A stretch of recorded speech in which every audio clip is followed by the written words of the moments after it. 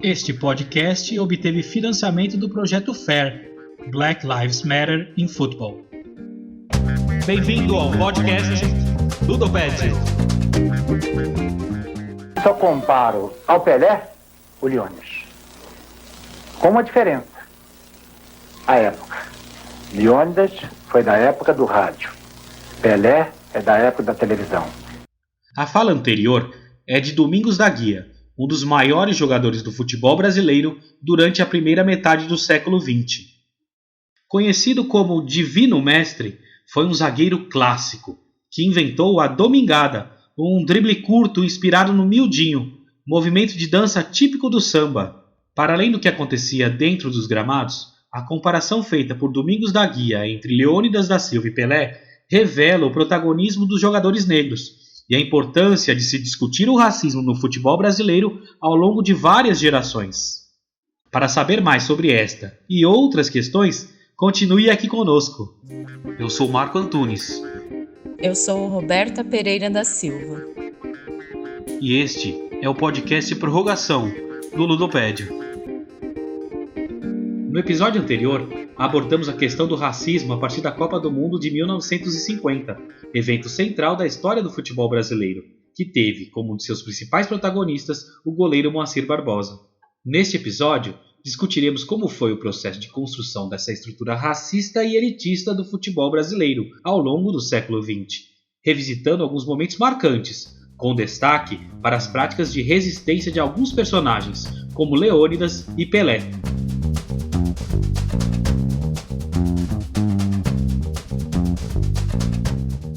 A narrativa oficial conta que, em fins do século XIX, o futebol chegou ao Brasil pelas mãos da elite, através do retorno de imigrantes ou filhos de imigrantes europeus que haviam concluído os estudos no velho continente. Aqui, introduziram a prática esportiva em clubes de elite, fundaram ligas e organizaram os primeiros torneios oficiais. Nessas associações, estipularam os regulamentos e definiram quem podia ou não participar. As regras vinham de manuais estrangeiros. Os termos usados eram em língua inglesa. O material utilizado era importado, fossem bolas, uniformes ou chuteiras.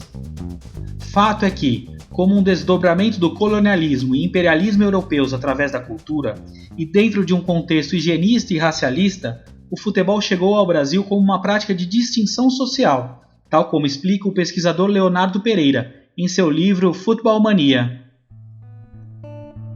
Ao eleger como marcos iniciais do futebol no Brasil figuras como Charles Miller e Oscar Cox, memorialistas e historiadores participaram do processo de criação de uma memória do futebol brasileiro que, no fundo, não tinha nada de original, vendo nos seus primeiros tempos um perfil aristocrático e elitista.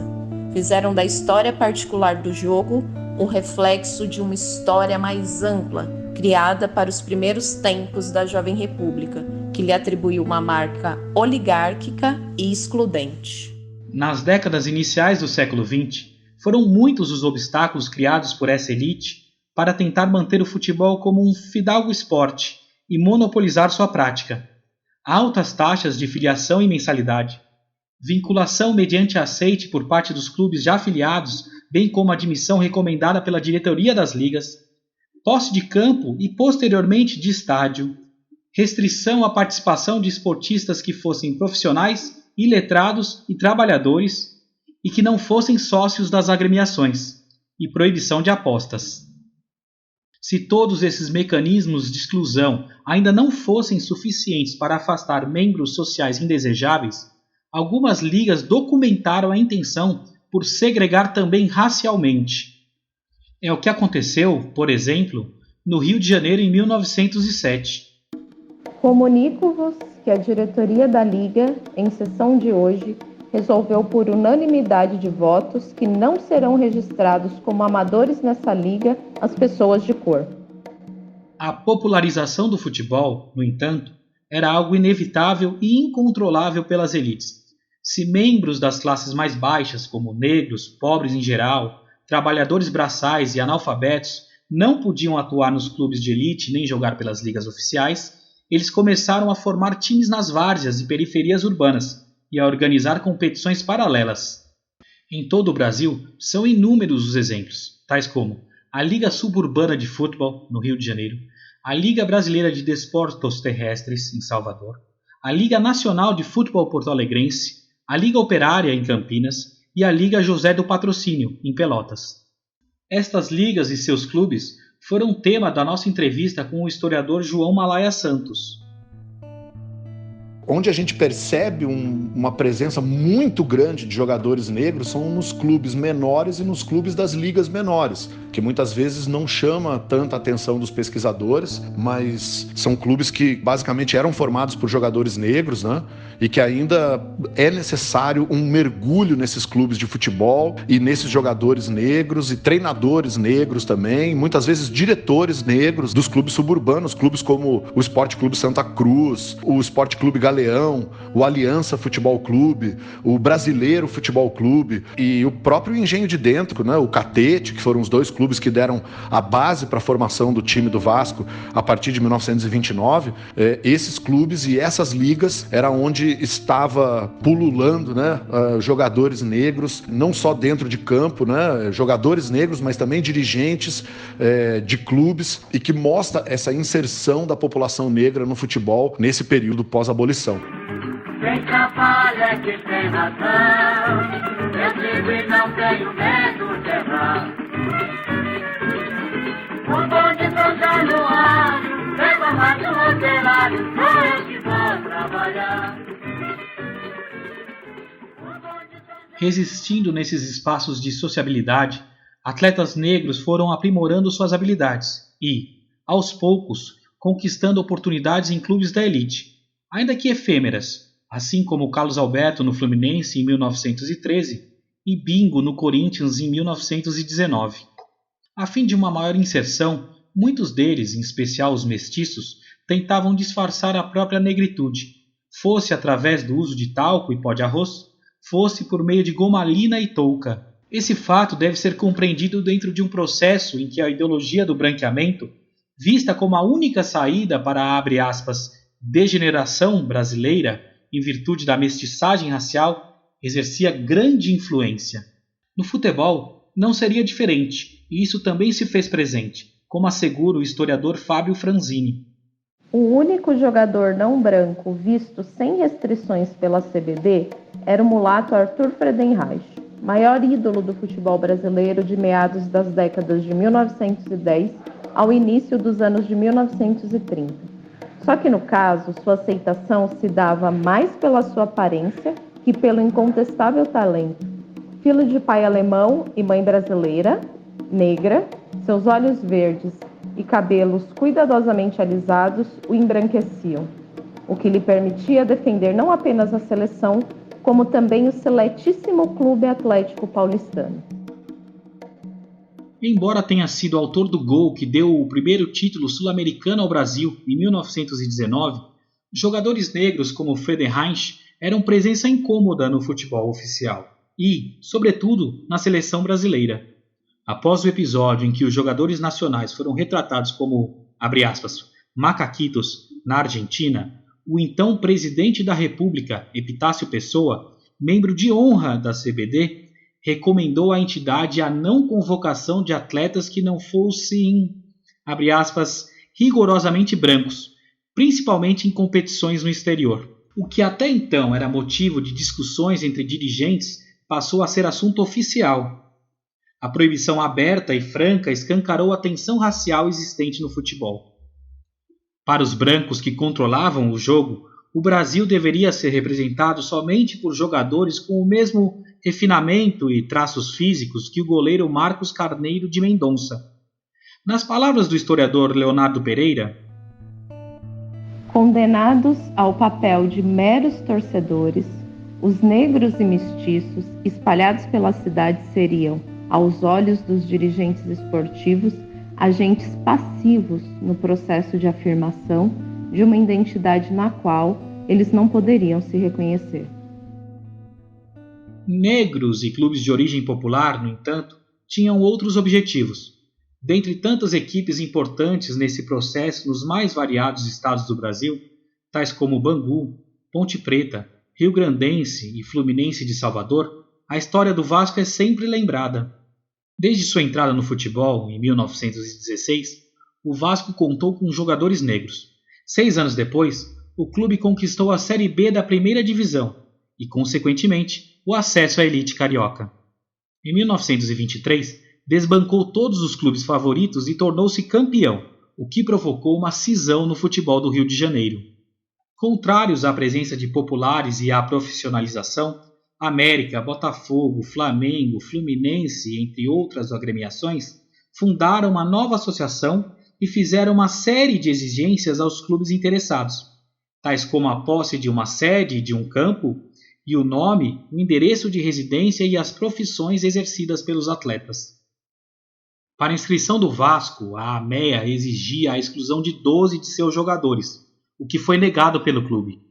Ganhando o título do campeonato da liga de que participou em 1924, o Vasco superaria as resistências no ano seguinte e ainda construiria até 1927, com o apoio de seus torcedores, o estádio de São Januário, então o maior do Brasil. A narrativa sobre o papel do Vasco deve, contudo, ser estudada e contextualizada com cuidado, tal como aponta o historiador João Malaya. A narrativa contada sobre o Vasco da Gama é uma narrativa de conquista, mas de um determinado tipo de conquista, né? Dessa integração dos negros, pobres e trabalhadores braçais enquanto jogadores amadores e profissionais no Rio de Janeiro. Uma conquista de concessão, né? Como uma boa parte das narrativas históricas sobre os clubes, sobre a população negra, né? no Brasil, né? Valoriza-se muito mais as narrativas que mostram concessões dos dirigentes, né, da elite branca à população negra. Então é isso, assim, os dirigentes do Vasco, brancos, imigrantes portugueses, é que abriram as portas para os jogadores negros. A gente tem que ter muito cuidado com esse tipo de afirmação. O papel do Vasco foi o de potencializar a transformação do jogador numa mercadoria. A transformação do jogador numa mão de obra paga, remunerada, especializada e exclusiva do clube. Durante muito tempo, o amadorismo pôde fazer com que os dirigentes do Vasco, ao contratarem esses jogadores, independente da sua cor, né, e pela sua habilidade técnica, ao contratarem esses jogadores, ao darem a eles condições de treinamento, ao profissionalizarem esses jogadores, mas de maneira ilegal, puderam explorá-los ao limite, sem uma regulamentação, sem leis que os protegessem, sem possibilidade de proteção aos jogadores que eram machucados. Então, o que o Vasco fez foi trazer um modelo de profissionalização que, num determinado momento, se tornou inevitável por conta de todo um contexto de profissionalização oficial de jogadores de futebol no mundo. Vejo a importância dos dirigentes do Vasco, mas acho que é muito importante nós percebermos de que maneiras determinadas narrativas sobre jogadores negros são escolhidas para contar as suas histórias. O Vasco, com todos os méritos que teve, nesse papel importante de colocar os jogadores negros para disputar jogos nas principais ligas, na principal liga, se beneficiou com isso economicamente e esportivamente, e também por meio de uma narrativa histórica que o coloca como o precursor deste movimento, apenas pelo lado positivo. O embate entre amadorismo e profissionalismo entre os clubes transcorreu até o início da década de 30. Mais do que a disputa pelo controle dos rumos do esporte, estavam em jogo a derrubada de privilégios de uma dada classe social, o relacionamento certo com pessoas de outras camadas, grupos étnicos e valores culturais e, acima de tudo, a possibilidade real de derrotas simbólicas via futebol. Diante de sucessivos reveses nos jogos de poder, vários clubes aristocráticos decidiram se retirar das ligas ou simplesmente fechar seus quadros de futebol. O que ocorreu, por exemplo, com o Paulistano e a Associação Atlética das Palmeiras, em São Paulo. A constituição de uma imprensa esportiva e a saída de jogadores brasileiros para equipes no exterior, fosse a Itália ou a Espanha, fosse a Argentina ou a Uruguai, contribuíram para a profissionalização e a maior integração dos negros no futebol de espetáculo. Fato é que clubes paulistas e cariocas se uniram e oficializaram o profissionalismo em 1933. Com o fim da escravidão havia exatos 45 anos e o trabalho manual estigmatizado, esse acontecimento no futebol continha significados simbólicos revolucionários. Afinal, se antepassados haviam sido trabalhadores braçais escravizados, alguns negros passaram a ganhar a vida jogando bola com os pés. Na observação perspicaz do intelectual alemão Anatol Rosenfeld, dar pontapés numa bola era um ato de emancipação. Neste meu modesto samba, sem nenhuma pretensão, não vou falar de amor, vou mostrar o campeão. Vou falar de futebol, não vou contar anedota. Vou falar de um brasileiro que é o dono da pelota. Leônidas nasceu e cedo deixou a escola, porque seu claro caminho era o caminho da bola. Leônidas da Silva cresceu, ganhou partidas, honras e lauréis. Eu só queria fazer com a cabeça o que o diamante negro faz. Dentre tantos atletas negros, em especial, ganhou enorme destaque nos anos 1930, Leônidas da Silva, tido como o herói do selecionado brasileiro na Copa do Mundo de 1938 e intitulado no Brasil como o inventor da bicicleta. Mas o próprio Leônidas relativizava essa alcunha. Olha, a bicicleta para mim surgiu pela denominação da própria imprensa. A imprensa foi quem denominou o nome de bicicleta. Para mim era um lance comum do futebol, em que a bola vinha passando e eu joguei as pernas para o ar e fiz o movimento de uma bicicleta. A imprensa então denominou isso, porque eu fui feliz, saiu o gol, e denominou que era um lance de bicicleta que eu criei e tal. Eu não sou criador de nada, porque o futebol tem 100 e tantos anos, e alguém já devia ter feito nessa época, eu apenas não vi. Eu talvez tenha difundido esse lance, mas não sou criador de nada. Podemos afirmar que Leônidas, na época, foi quem mais soube capitalizar tanto sua habilidade técnica quanto sua popularidade, tornando-se garoto propaganda, inclusive vendendo os direitos sobre seu apelido, Diamante Negro, para a Lacta, empresa que até hoje produz e comercializa o chocolate de mesmo nome. Taxado de mercenário dentro e fora dos gramados, a grande visibilidade de Leônidas no período já profissional foi entendida como uma ameaça ao sistema então vigente, como bem revela o caso envolvendo a transferência de Leônidas do Flamengo para seu novo clube, o São Paulo, assim descrito por Joel Rufino dos Santos. Em 1941, Diamante atingiu o auge da sua carreira. Cismava de não jogar e ia assistir o jogo da arquibancada. O presidente do Flamengo, por isso, suspendeu-lhe o contrato. A inveja e o ódio da cartolagem descobriram que ele tinha um certificado falso de reservista. A Justiça Militar condenou-o a 8 meses de prisão. Quando recuperou a liberdade, só viu um caminho, o São Paulo, onde quase 10 anos depois encerrou a carreira. Mesmo o maior ídolo futebolístico até então, em seu auge, não escapou de sofrer racismo, pois sua habilidade, popularidade e autonomia na carreira revelam várias dimensões de rebeldia, tal como aponta a historiadora Diana Mendes da Silva. É interessante lembrar que desde que os negros entraram no mercado esportivo, no mercado de futebol, se procurou controlar não só as imagens e não só o futebol desses homens negros, mas também a sua vida privada. E aí nessa medida o Leônidas também é um dos pioneiros nessa rebeldia de se colocar contrário a esse controle sobre a vida privada. Às vezes com sucesso, às vezes com menos sucesso, ele se posicionou em relação a isso. A gente tem visto ainda hoje, né? Tem essa dimensão da vida afetiva do jogador, as suas posições políticas, enfim. O Leônidas é um dos primeiros também a se colocar e saber se colocar. Então,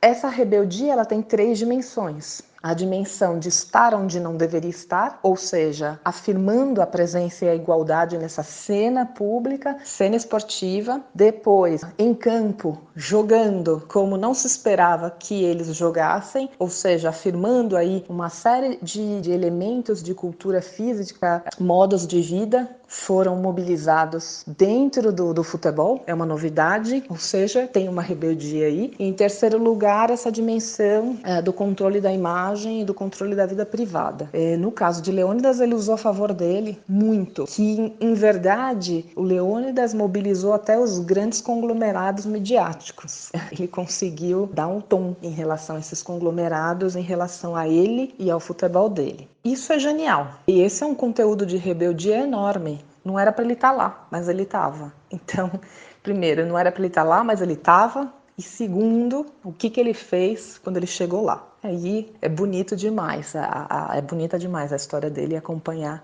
as coisas que ele fez quando estava lá. A figura de Leônidas perdurou por mais de uma década como grande jogador brasileiro, adentrando a geração seguinte quando atuaram Heleno, Jair da Rosa Pinto e Zizinho, este tido como um dos melhores jogadores do Brasil entre as décadas de 40 e 50. Contudo, essa geração ficou marcada pelas derrotas nas Copas de 50 e 54. Se na primeira, o discurso da imprensa ficou centrado na falta de, abre aspas, fibra, na segunda, o excesso dela é que foi alvo de críticas. A suposta inferioridade ganharia contornos teóricos com alguns intelectuais e cronistas da época. O intelectual e dirigente esportivo João Lira Filho, em 1954, escreveu um livro em que elaborou uma interpretação do Brasil a partir do futebol, tendo como principal referência a Copa do Mundo daquele ano. O autor estabeleceu uma relação direta entre o selecionado e o povo brasileiro, na qual a perspectiva racial, de cunho evolucionista, atravessou o texto e serviu para a construção de um quadro comparativo entre os brasileiros e os europeus, como destacou a antropóloga Simone Guedes nas seguintes categorias. Brasileiros, 2 pontos. Improvisação, denodo, impavidez, brio, físico, instintivo, natural, espontâneo. Europeus, 2 pontos. Raciocínio, mente, espírito, maturidade, autocontrole, cultura, experiência. E, assim, João Lira Filho definiu a causa mais profunda da derrota brasileira em terras suíças. A tenuidade de nossa formação, o enverdecimento que dá lugar à predominância dos instintos primitivos.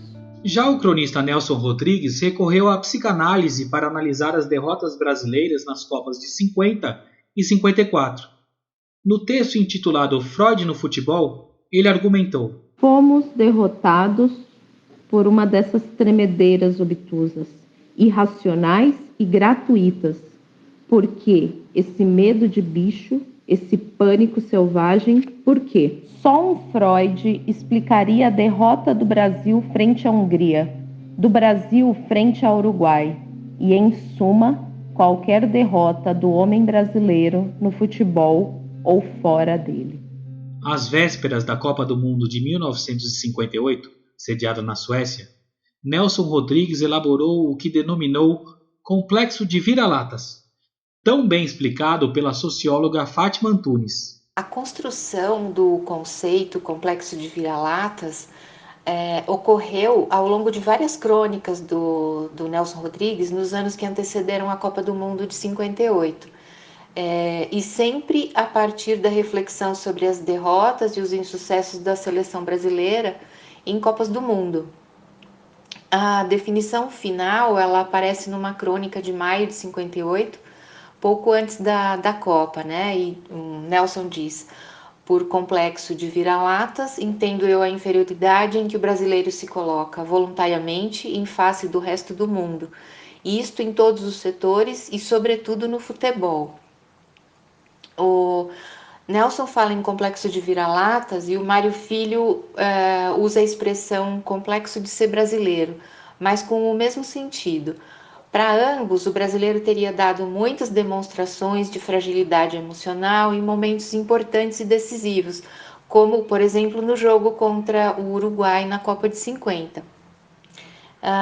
Esse sentimento estaria associado ao fato do brasileiro ser um povo miscigenado e de se ver, de se enxergar como uma raça indefinida. O brasileiro lá no estrangeiro mostrou o futebol como é que é.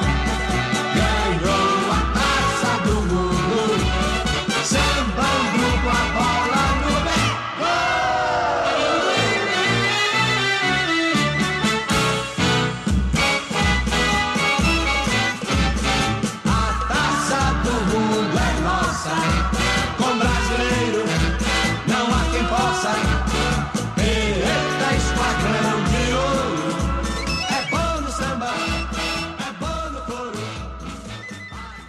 Se as derrotas anteriores fizeram com que cronistas acentuassem preconceitos e ratificassem estereótipos, as vitórias teriam servido como instrumento de democratização e maior aceitação da participação de negros na vida social e econômica.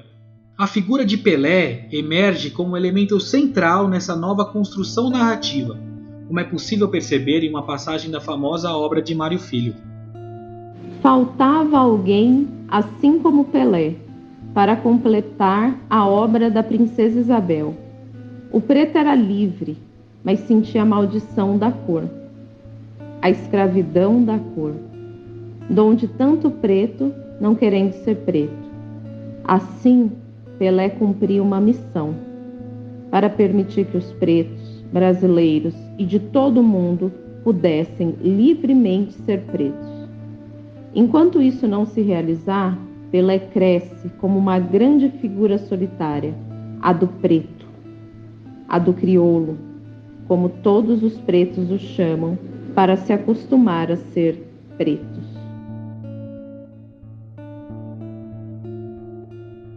Ao longo da década de 1960, Pelé se tornaria ídolo máximo do futebol brasileiro, tanto por seu desempenho com a camisa do Santos Futebol Clube, quanto por suas atuações pela seleção brasileira, culminando na conquista inédita do tricampeonato mundial. Contudo, nem mesmo Pelé, já então considerado o rei do futebol, passaria incólume pelo racismo estrutural. Ao decidir se aposentar da seleção brasileira em 1971, Pelé viria a ser alvo de racismo de dirigentes e parte da imprensa, para quem o lugar do negro era o de atleta, não o de empresário, treinador ou o que fosse. O antropólogo José Paulo Florenzano, que vem pesquisando o tema, descreve as forças e interesses em disputa naquele momento. Passou batido, talvez, por nós, pesquisadores, o episódio em que o Pelé é claramente vítima de racismo no Brasil. Então, essa coisa do mito da democracia racial o atinge em cheio, não é? E isso passou despercebido aos nossos olhos. O episódio que deixa claro a maneira como o Pelé foi enquadrado por essa estrutura socio-racial no Brasil é o momento em que ele decide sair da seleção brasileira. Então, assim, nós perdemos a clareza a respeito do que foi esse episódio, o quanto ele foi chantageado, o quanto ele sofreu de pressão da então CBD, do João Avelange, do regime militar, que o queria vestindo a camisa da seleção brasileira para que ele continuasse sendo instrumentalizado pelo regime. Então, isso depois do tricampeonato. E o Pelé, o tempo inteiro, dizendo que ele tinha cumprido a sua missão pela seleção brasileira, com todos os títulos, e que agora ele queria servir a sociedade brasileira numa outra função. E qual era a função que ele pedia para servir a sociedade brasileira? Claro que no interesse pessoal dele, visando o lucro, mas, afinal de contas, no capitalismo, essa é uma ambição legítima. Ele queria desempenhar o papel de empresário. E ele foi, então, radicalmente cerceado, cobrado, taxado de mercenário, porque ele não queria mais vestir a camisa da seleção e queria se meter a empresário. Fica claro que, no fundo, que as pessoas, os formadores de opinião, estavam dizendo o tempo inteiro para o Pelé era isto: teu lugar é no futebol, né? Porque é o espaço para o qual os negros são canalizados dentro da sociedade brasileira, né? Então, pegando aqui a análise do Florestan Fernandes. E ser empresário não era algo que estava ali disponível mesmo para o Pelé. Claro que nem o Pelé, na verdade, porque ele acreditava que ele estava acima desse jogo de poder, na verdade, nem ele escapa disso, né? Então, ele é taxado de mercenário. A imprensa, na época, ela usa e abusa de charges e frases de cunho abertamente racista contra ele, não é? Para tentar colocá-lo no seu lugar. No lugar de atleta de futebol, que é o lugar que cabe ao negro na sociedade brasileira, e não no papel de empresário. A bola lhe deu dinheiro, lhe deu nome, lhe deu fama, a bola lhe colocou entre os maiores dos homens. Quem é o moço com a bola no pé? É o rei Pelé. Sim, mas quem é aquele moço com a bola no pé? É o rei Pelé. Este momento de transição da trajetória de Pelé, pouco conhecida e, mais do que isso, apagada em um contexto político de forte autoritarismo, revela como o sucesso dentro do gramado não encontrava representatividade fora, nos espaços de decisão. A falta de oportunidade para os negros em outras áreas de atuação é um dos muitos indicadores da existência de uma estrutura desigual reproduzida pelo sistema futebolístico. O racismo continuava, e continuaria por muitos anos mais, a ponto de, décadas depois da Copa de 50, Barbosa ser novamente alvo. Às vésperas do jogo decisivo contra o Uruguai, válido pelas eliminatórias para a Copa do Mundo de 1994, o ex-goleiro foi impedido de adentrar a Granja Comari pelo então coordenador técnico Mário Jorge Lobo Zagallo. Tentando levar sorte, Barbosa foi visto como símbolo do azar. Proibido de entrar, aquilo o magoou demais. Uma mágoa que vinha desde 16 de julho de 1950. Barbosa cumpriu uma sentença perpétua, de uma culpa que não era de ninguém. Afinal, era para ter sido apenas um jogo de futebol. Será que eu cometi um crime tão hediondo? Porque a pena de morte no Brasil é 30 anos. Prescreve 30 anos, né? Será que eu já paguei 45 e ainda tenho que pagar mais?